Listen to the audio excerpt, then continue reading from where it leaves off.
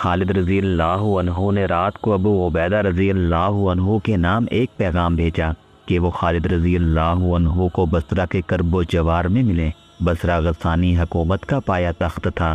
غسانی اور رومی مل کر بصرہ کے دفاع کا انتظام کر رہے تھے۔ مجاہدین کا بڑا ہی سخت امتحان ابھی باقی تھا۔ وہ جو محمد صلی اللہ علیہ وآلہ وسلم کو اللہ کا بھیجا ہوا رسول نہیں مانتے تھے، وہ اللہ کو واحد لا شریک نہیں سمجھتے تھے، وہ ابھی تک جنگی طاقت کو افراد کی کمی بیشی سے اور ہتھیاروں کی برتری اور کمتری سے ناپ تول رہے تھے۔ حیران تو وہ ہوتے تھے کہ مسلمان کس طرح اور کس طاقت کے بل بوتے پر فتح حاصل کرتے آ رہے ہیں، لیکن اپنی فوجوں اور گھوڑوں کی افراد اور اپنے ہتھیاروں کی برتری کا ان کو ایسا گھمنڈ تھا کہ وہ سوچتے ہی نہیں تھے کہ انسان میں کوئی اور طاقت بھی ہو سکتی ہے، اور یہ طاقت عقیدے اور مذہب کی سچائی ہوتی ہے۔ غسانیوں کا بادشاہ جبلہ بصرہ میں اس خبر کا انتظار بڑی بےتابی سے کر رہا تھا کہ مرج راحت میں اس کا دھوکہ کامیاب رہا ہے اور مسلمانوں کو کاٹ دیا گیا ہے۔ اس نے فرض کر لیا تھا کہ مسلمانوں کو شکست دی جا چکی ہے۔ اسے آخری اطلاع یہ ملی تھی کہ مسلمانوں کے لیے میلے کی صورت میں پھندا تیار ہو چکا ہے اور مسلمان تیزی سے اس پھندے میں آ رہے ہیں۔ جبلہ کے طور اور انداز ہی بدل گئے تھے۔ گزشتہ رات اس نے اپنے ہاں جشن کا سماں بنایا تھا۔ شراب کے مٹکے خالی ہو گئے تھے۔ جبلہ شراب میں تیرتا اور نشے میں اڑتا جوان ہو گیا تھا۔ اس نے بڑھاپے کا مذاق اڑایا تھا۔ اس نے یہ بھی نہیں دیکھا تھا کہ اس کے حرم کی جوان عورتیں منمانی کر رہی ہیں اور ان میں سے بعض اس کی قید و بند سے آزاد ہو کر اپنی پسند کے آدمیوں کے ساتھ محل کے باغیچوں میں غائب ہو گئی ہیں۔ خود جبلہ کی بدمستی کا یہ عالم تھا کہ اس نے جشن میں نوشی میں ایک بڑی حسین اور نوجوان لڑکی اس کے سامنے سے گزری تو اس نے لپک کر لڑکی کو پکڑ لیا اور اسے اپنے بازوں میں جکڑ کر بےہودہ حرکتیں کرنے لگا۔ لڑکی اس کے بازوں سے آزاد ہونے کو تڑپنے لگی۔ تیری یہ جرت! اس نے لڑکی کو الگ کر کے ایک جھٹکے سے اپنے سامنے کھڑا کیا اور بڑے سخت غصے میں بولا، کون ہے تو جو میرے جسم کو ناپسند کر رہی ہے؟ تیری بھانجی، لڑکی نے روتے ہوئے چلا کر کہا۔ تیرے باپ کی بیٹی۔ جبلہ نے بڑی زور سے کہا لگایا۔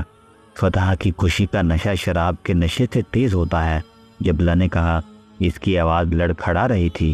کل جب مجھے خبر ملے گی کہ مسلمانوں کو کچل دیا گیا ہے اور ان میں سے کوئی بھی بھاگ نہیں سکا تو میری حالت اور زیادہ بری ہو جائے گی۔ اس کی بھانجی روتی ہوئی جشن سے نکل گئی۔ پھر وہ وقت آ گیا جب وہ مسلمانوں پر اپنی فتح کی خبر کا منتظر تھا۔ اب تک خبر آ جانی چاہیے تھی۔ وہ باغ میں جا بیٹھا تھا۔ ایک جوان سالہ خاتمہ تشتری میں شراب کی سراہی اور پیالہ رکھے اس کی طرف جا رہی تھی۔ ادھر سے دربان بڑا تیز چلتا اس تک پہنچا۔ آیا ہے کوئی؟ جبلہ نے بےتاب ہو کر دربان سے پوچھا۔ کوئی مرج راحت سے آیا ہے؟ قاصد آیا ہے، دربان نے دبے دبے سے لہجے میں کہا۔ زخمی ہے، بھجواؤ اسے، جبلہ نے جوش سے اٹھتے ہوئے کہا۔ وہ فتح کی خبر لایا ہے، اسے جلدی میرے پاس بھیجو۔ خادمہ تشتری اٹھائے اس کے قریب کھڑی تھی۔ ادھر سے ایک زخمی چلا آ رہا تھا، وہیں سے کہو کہ تم فتح کی خبر لائے ہو۔ جبلہ نے کہا۔ زخمی قاصد نے کچھ نہ کہا، وہ چلتا آیا۔ اس کے کپڑے اپنے زخموں کے خون سے لال تھے، اس کا سر کپڑے میں لپٹا ہوا تھا۔ کیا تم اتنے زخمی ہو کے بول نہیں سکتے؟ جبلہ نے بلند آواز سے پوچھا۔ بول سکتا ہوں، قاصد نے کہا، لیکن جو خبر لایا ہوں وہ اپنی زبان سے سنانے کی جرت نہیں رکھتا۔ کیا کہہ رہے ہو؟ جبلہ کی آواز دب سی گئی۔ کیا مسلمان پھندے میں نہیں آئے، آ کر نکل گئے ہیں؟ ہاں، قاصد نے شکست خوردہ آواز میں کہا، وہ نکل گئے ہیں۔ انہوں نے ایسی چال چلی کہ ہم ان کے پھندے میں آ گئے، اپنی فوج کٹ گئی، مرج راحت کو انہوں نے لوٹ لیا ہے۔ جبلہ نے تشتری سے شراب کی سراہی اٹھائی۔ خادمہ نے پیالہ اٹھا کر اس کے آگے کیا۔ جبلہ نے سراہی بڑی زور سے قاصد پر پھینکی۔ قاصد بہت قریب کھڑا تھا، سراہی اس کے ماتھے پر لگی۔ جبلہ نے خاتمہ کے ہاتھ سے پیالہ چھین کر اس کے منہ پر مارا اور لمبے لمبے ڈگ بھرتا وہاں چلا گیا۔ غسانیوں کے بادشاہ کا محل ماتمی فضا میں ڈوب گیا۔ مرج راحت کے بگوڑے غسانی بصرہ میں آ گئے اور بصرہ ماتمی شہر بن گیا۔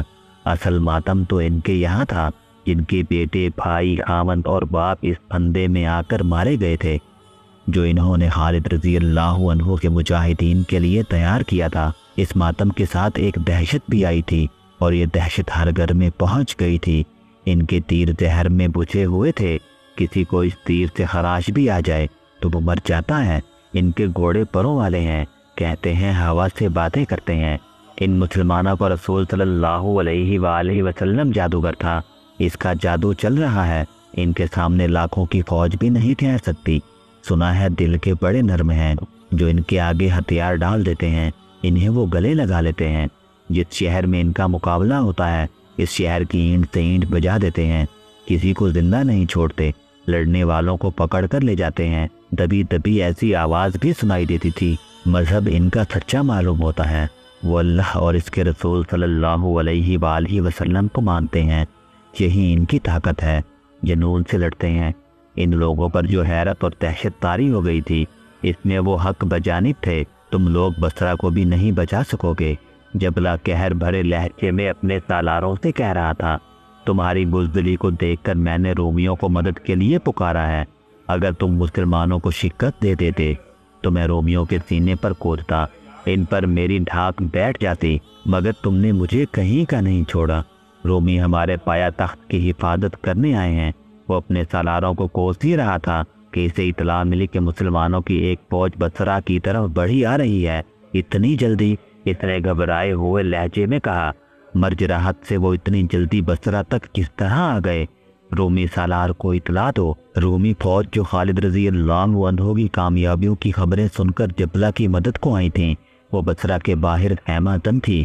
اس کے سالار کو اطلاع ملی کہ مسلمانوں کی فوج آ رہی ہے، تو سالار نے فوج کو تیاری کا حکم دے دیا۔ اس فوج میں عرب عیسائی بھی تھے۔ فوج جو بصرہ کی طرف بڑھی آ رہی تھی وہ خالد رضی اللہ عنہ کی نہیں تھی، یہ ایک مسلمان سالار شرجیل بن حسنہ کا لشکر تھا، جس کی نفری 4000 تھی۔ مسلمان لشکر جو شام کی فتح کے لیے بھیجا گیا تھا، یہ اس کا حصہ تھا۔ خلیفۃ المسلمین رضی اللہ عنہ کے احکام کے مطابق سالار ابو عبیدہ رضی اللہ عنہ نے لشکر کے دوسرے حصوں کو بھی یکجا کر کے اپنی کمان میں لے لیا تھا۔ بصرہ پر شرجیل رضی اللہ عنہ بن حسنہ کے حملے کا پس منظر یہ تھا کہ خلیفۃ المسلمین رضی اللہ عنہ نے ابو عبیدہ رضی اللہ عنہ کو ایک خط لکھا تھا، میں نے خالد بن ولید کو یہ کام سونپا ہے کہ رومیوں پر چڑھائی کرے، تم پر اس کی اطاعت فرض ہے، کوئی کام اس کے حکم کے خلاف نہ کرنا۔ میں نے اسے تمہارا امیر مقرر کیا ہے۔ مجھے احساس ہے کہ دین کے باقی معاملات میں تم خالد سے برتر ہو اور تمہارا رتبہ اونچا ہے، لیکن جنگ کی جو مہارت خالد کو ہے وہ تمہیں نہیں۔ اللہ ہم سب کو صراط المستقیم پر چلنے کی توفیق دے۔ خالد رضی اللہ عنہ کو اس لشکر کا سالار اعلیٰ مقرر کیا گیا۔ جس وقت خالد رضی اللہ عنہ اپنے راستے میں آنے والی تمام رکاوٹوں کو کچلتے جا رہے تھے، اس وقت ابو عبیدہ رضی اللہ عنہ فارغ بیٹھے تھے۔ خالد رضی اللہ عنہ نے جب مرج راحت کے مقام پر بھی دشمن کو شکست دے دی تو ابو عبیدہ رضی اللہ عنہ نے اپنے سالاروں کو بلایا۔ اس وقت ابو عبیدہ رضی اللہ عنہ کے دستے دریائے یرموک کے شمال مشرق میں ایک مقام حواران میں تھے۔ ان کے ماتحت 2 سالار تھے، ایک شرجیل رضی اللہ عنہ بن حسنہ اور دوسرے یزید بن ابی سفیان۔